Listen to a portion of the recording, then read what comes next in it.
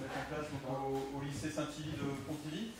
Donc, moi je suis Emmanuel Rivière, responsable informatique sur Pontivy. Donc on a 2 sites distants pour faire ça, de 1 km à peu près. Et je me retrouve exactement dans tout ce qui était présenté ce matin, à savoir, bon, à part l'infra où on a fait quand même 3 ans de travaux, où par rapport aux 2 sites, on a quand même pas mal de bâtiments qui sont assez éloignés les uns les autres. On a fait des travaux par Retis, justement, avec Stéphane Raffin voilà. Donc on a vu ça sur le site de Jeanne d'Arc. Et la demande de la direction, c'était, sur le moment, on a eu quand même une rentrée d'argent de la part de la région qui était assez importante. Et on avait une grosse problématique, c'est qu'on a 600 postes sur les 2 sites, au niveau administratif aussi, et des lenteurs de réseau inimaginables où vous allumez le poste et vous en avez pour 20-25 minutes. Donc moi ça fait 4 ans et demi que je suis en place, et puis j'ai réfléchi justement à une question, comment rapidement mettre en place des postes et puis des salles qui soient convenables pour pouvoir bosser au niveau des cours. Et surtout au niveau du financement, donc ça c'est plus pour la partie comptable, qu'on puisse rentrer dans les clous. Donc on s'est donné à peu près 5 ans pour faire tous les travaux. Les travaux du réseau ont été terminés il y a cette année. Voilà. Donc on a commencé le mois à la fin de la rentrée à septembre sans aucun problème. Et puis l'autre problématique c'était au niveau du débit. Donc on a 2 sites distants, un qui est bien placé, où là on bénéficie depuis 1 an de la VDSL. Et vous allez 900 mètres plus loin, et là on a carrément du 2, 3, 4 mégas. Voilà, donc ce qu'on a fait pour faire simple avec Retis, c'est qu'on a fait passer des fibres optiques. On a éliminé tous les nœuds parce qu'on avait des switches en cascade, d'où la lenteur. On les a tous éliminés, ils étaient la plupart en 100 mégas. Donc on est passé sur des switches, on a créé carrément des switches avec Stéphane Raffin, donc une tête de réseau qui est sous HP. Voilà. Qui gère ça donc sur le site le plus lent. Alors ce qui est bizarre, c'est qu'on a tout mis sur le site le plus lent. Voilà. Pourquoi? Parce que c'est là qu'est le siège social, parce que c'est là qu'est l'administration, etc. Donc mon bureau était là-bas, donc aller sur les 2 sites, c'était pas évident. Donc j'ai fait le pari, et du coup, pour régler la problématique du débit, on a installé entre les 2 sites une antenne, donc un WiMAX de 250 mégabits. Du coup, du jour au lendemain, je suis passé de 3-4 mégas à 40 mégas. Donc j'ai 5 box Orange sur le 2e site avec les débits que j'ai mentionnés. On a fait des VLAN, donc un VLAN administratif, un VLAN Wi-Fi, commun aux 2 pour l'instant, un VLAN PEDA 1 et PEDA 2. On a préféré séparer, donc on a tout en double. On a une salle serveur qui a été refaite totalement avec exactement tout ce que vous avez mentionné tout à l'heure. On est passé sur je me retrouve exactement, je me revois encore, à savoir si je passais sur du VDI ou sur du RDS. Donc on est passé, moi j'ai eu la chance de rencontrer le constructeur Axel, donc avec le platine, je ne sais pas si vous connaissez. Ouais, très connu dans le monde de l'industrie en fait, les plateformes Axel. Et du coup, je rebondis sur le prix, parce que bon, je sais c'est apporté. Effectivement, on peut avoir des soucis de coûts qui se rapprochent quand même assez par rapport au PC, mais nous, nos PC, ils dataient quand même de 12, 13, 14 ans. Et l'histoire des cartes réseau où on se connecte à distance avec le RDS, etc., c'était même pas possible. Donc même avec les travaux qu'on a fait au niveau de la fibre optique, les switches changeaient, etc. Donc il y en a quand même pas mal, on est à peu près environ 60 switches. Donc, pour compléter, on n'a pas tout mis en HP, on est passé sur du D-Link qui est compatible avec HP. On a créé les VLAN qui va bien. On a créé du coup au niveau de la salle serveur l'Active Directory en 2016. On est passé exactement sur les 2 sites en Windows 10. Donc on est monté en charge, on était sur 2008 R2 au début, 2012 R2 pardon. Et on a commencé les platines avec un serveur exactement dans l'exemple que vous avez mentionné. On a rajouté un 2e serveur, super facile à faire. Par contre, on avait commencé avec du virtuel au niveau des serveurs, et on avait remarqué une certaine lenteur. Donc ça ne s'expliquait pas. Donc Axel et Microsoft, on a eu plusieurs échanges avec eux. Et du coup, je suis passé en serveur machine. Donc j'ai investi dans les machines. Et là, du jour au lendemain, là c'était vraiment, vous voyez la différence, apparemment c'est lié à la carte réseau. Donc il y a un lot apparemment une charge apparemment qui allait pas, en tout cas sur nos serveurs, parce qu'on est passé sur des serveurs gigabytes. Alors pour faire simple, j'avais une enveloppe par an qui me permettait de changer les machines, aller changer 600 machines sur les 2 sites en 1 an, plus les travaux à côté, donc pas possible. J'ai fait par étapes, donc j'ai commencé par un bâtiment, le CDI, et j'ai fait salle par salle. Et donc à chaque bâtiment qui était fini, les fibres optiques, un nœud les switches ramassés au premier niveau, du coup toutes les salles interconnectées. On a fait bâtiment par bâtiment sur les deux sites. Ils ont été terminés là cette année. Et du coup, sur les 600 postes, j'en ai 350 qui se connectent avec ça. Donc ça fait à peu près 4 serveurs ADS physiques, 2 brokers, les Active Directory répliqués sur les deux sites. Et puis après, bon, le serveur d'application, etc. Donc voilà, le classique. Par contre, Axel a sorti une nouvelle platine. Donc celle-là, elle fonctionne en gigabyte aussi. Mais là, par contre, la nouvelle platine, c'est que vous avez une sortie en DisplayPort, où là, vous pouvez faire aussi du projecteur directement et utiliser une seule platine, donc mis à l'arrière sur l'écran, super pratique, ça prend pas de place.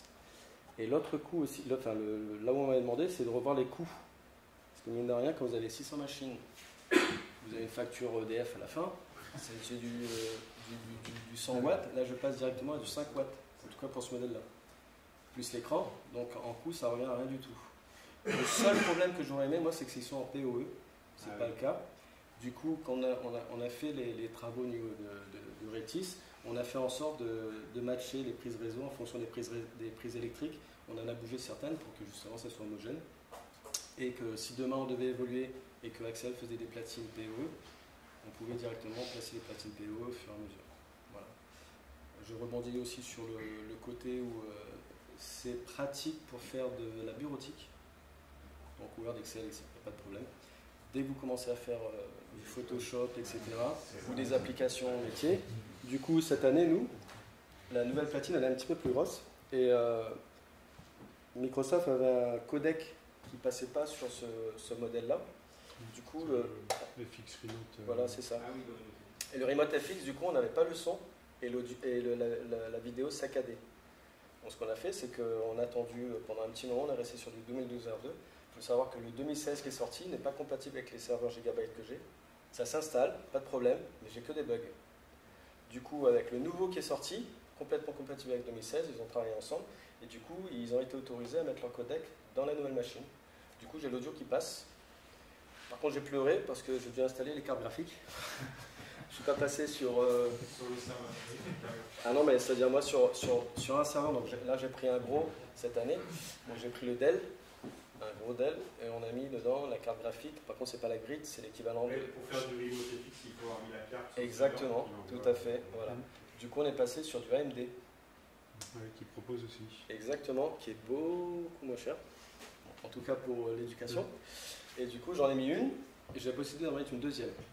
On a fait le test, 60 personnes peuvent se connecter et faire du Photoshop au grand écran, même avec des écrans tactiles, sans aucun problème, et ils peuvent faire ça à distance sans aucun souci aussi. Du coup, on a une série Indus aussi qui utilise des logiciels de modélisation. On a fait sur une salle avec 10 postes en full, c'est passé sans problème. Donc l'avantage pour moi, c'est que j'ai pu me déplacer. Il y a un logiciel qui est livré avec, où vous pouvez tout prendre à distance, prendre la main à distance, etc. Donc au niveau maintenance, il faut voir 600 postes dans plusieurs salles, donc on en a pas mal, on en a 17 à peu près sur un site, et environ 5 ou 6 de l'autre côté. Donc de mon bureau, je gère tout. Et tu peux voir les sessions. je peux voir qui se connecte, je peux déconnecter, je peux voir qui bug. Tu peux prendre la session à distance. Tout à fait. Voilà, donc, et du coup, on a mis les outils qui vont bien. Par contre, on autorise, pour l'instant, on n'autorise pas les gens de l'extérieur à se connecter sur nos serveurs. Parce qu'il faut savoir qu'il faut mettre une sécurité au niveau des certificats. Ouais. Il faut les acheter, etc. Donc c'était assez compliqué au niveau budget pour l'instant. Par contre, ça va être mis parce que le Pontivy en ce moment est en travaux. Si tout va bien, fin d'année, on devra avoir la fibre optique. Donc si on a la fibre optique, là, on va ouvrir.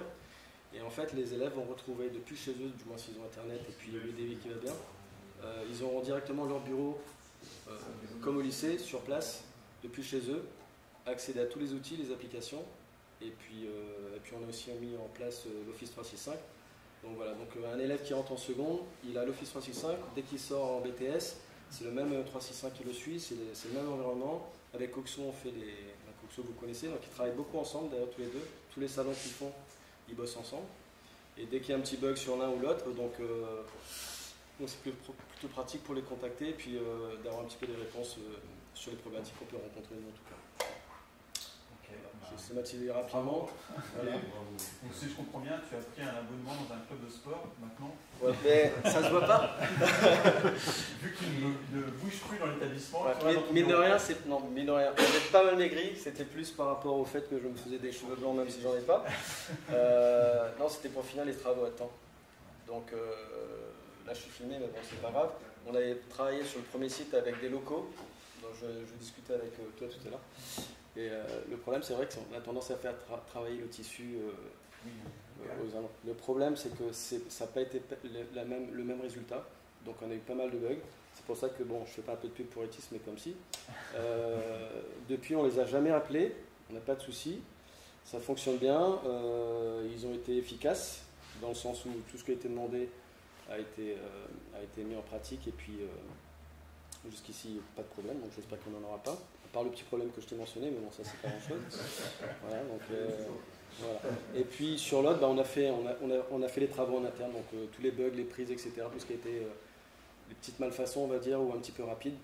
Parce que bon, quand ils font leur installation, on a un fichier de recettes, etc. tout à côté, donc on sait que tout a été testé, alors qu'en local, en général, vous dites que je veux un câble qui arrive ici et qui vient là-bas, on ne va pas chercher midi à 14h, on va vous l'installer, et puis derrière, on ne va pas vous expliquer que si vous faites différemment, il y aura peut-être avoir des bénéfices pour vous. Donc là, on a aussi le côté ingénierie qui est quand même assez intéressant de la part d'Etis. Les prises, c'est assez récurrent. Ouais. On a rencontré ça sur des projets où c'est le moins cher qu'à remporter le tirage de câbles. Et sur des infras Citrix ou autres, on a vu des clients, on leur embêtait tout le temps, oui, les problèmes de performance sur l'infra, elle ne bouge pas, le réseau ça va. Puis on commence à faire quelques analyses sur des postes, et puis vous vous rendez compte qu'en fait les prises réseau, on ne se rendait pas compte, mais en fait il y a des petites micro-coupures sur les PC. C'est exactement ça. Et ça, c'est des coûts, après il faut quasiment tout recabler proprement pour... Ça, c'est finalement un coût, on se dit, je fais une économie, et derrière, quand au bout de 2 ans, vous dites finalement, il faut tout que je refasse parce que c'est le bazar.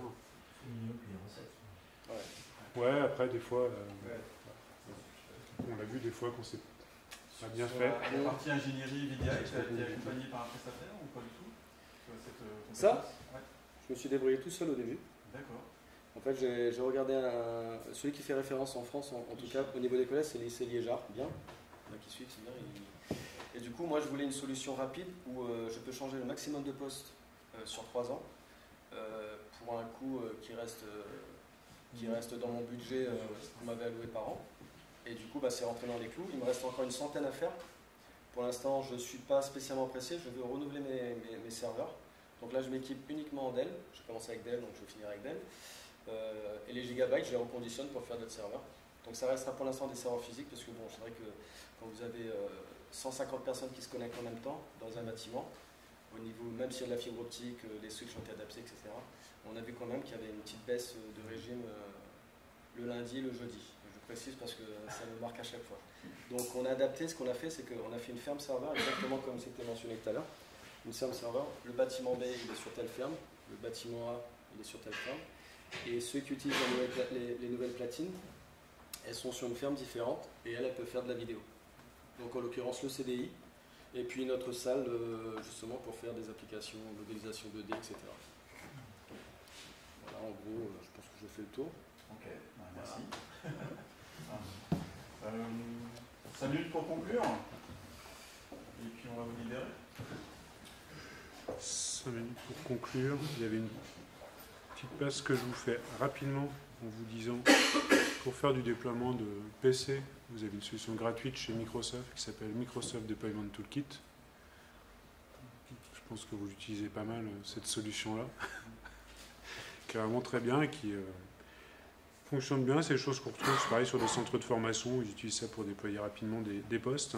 Vous avez le grand frère payant, là par contre, qui est System Center Configuration Manager. Voilà. Là qui reprend en fait le principe du déploiement d'OS. Je retrouve l'équivalent de MDT, voire je peux intégrer MDT dedans. Je suis amoureux des séquences de tâches MDT, on en rencontre. Vous pouvez l'intégrer tant, on retrouve la même chose, comme ça, pas casser des amours naissants. Après, vous avez une vision plus globale avec cet outil-là.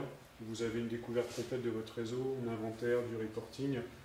Vous gérez la conformité des postes, vous faites de software metering, donc de l'analyse d'usage des logiciels. Souvent, quand on veut dire, mais je voudrais vraiment savoir j'achète tant de licences Photoshop pour des formations, est-ce que j'en ai pas acheté de trop? Et ça, c'est des choses importantes à contrôler. Déploiement d'OS, vous connaissez. Souvent derrière, plutôt déploiement d'applications. Parce que si je gère encore des PC, il faut que je déploie les applications. Donc gestion du cycle de vie d'application, je déploie, je désinstalle, je remplace les applications. Je gère les mises à jour, ça c'est la partie WSUS, que vous devez connaître aussi, qui est intégrée dans l'outil.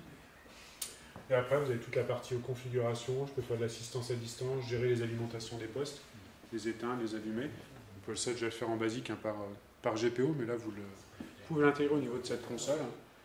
Une gestion de paramètres et puis le management de l'antivirus Microsoft, si vous avez gardé l'antivirus Microsoft.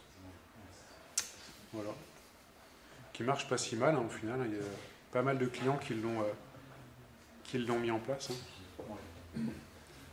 Oh, mais il y a alors, moi qu'ils aient changé, mais le CHU de Rennes avait mis ça pour ses PC.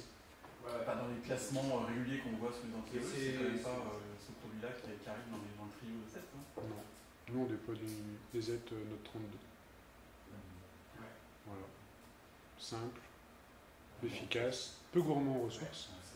Et nous, on le voit, après, sur le poste de travail, le client veut mettre tel ou tel antivirus, on fait les choix, puis les investissements qui ont été faits. Sur les serveurs, par exemple, pour nous, ça peut faire 9 ans, on le revend. Donc on nous demande, on dit, nous, c'est Note 32. Très pertinent. Okay. Voilà rapidement, ça c'est une architecture type que vous pouvez retrouver. Des clients l'utilisent comme ça, associé à 365 pour gérer des PC Windows 10. Également en déployant derrière avec SCCM ou MDT. Voilà pour cette partie-là. Bon, pour conclure, avant de vous libérer, juste un petit point d'actualité, pour rappeler que depuis quelques semaines, je m'amuse à faire des webinaires. C'est pour me rappeler ma jeunesse quand je faisais de la radio. Et puis, ce qu'on a prévu donc au mois de juin prochain, c'est de faire un focus, là, probablement en présentiel, sur la partie protection de données. On en a pas mal parlé ou évoqué. Donc, voilà. Et puis, je vous invite j'espère que ça vous a plu et à inviter d'autres homologues dans vos établissements et structures à participer à ce genre de moment. Voilà, merci et puis à bientôt.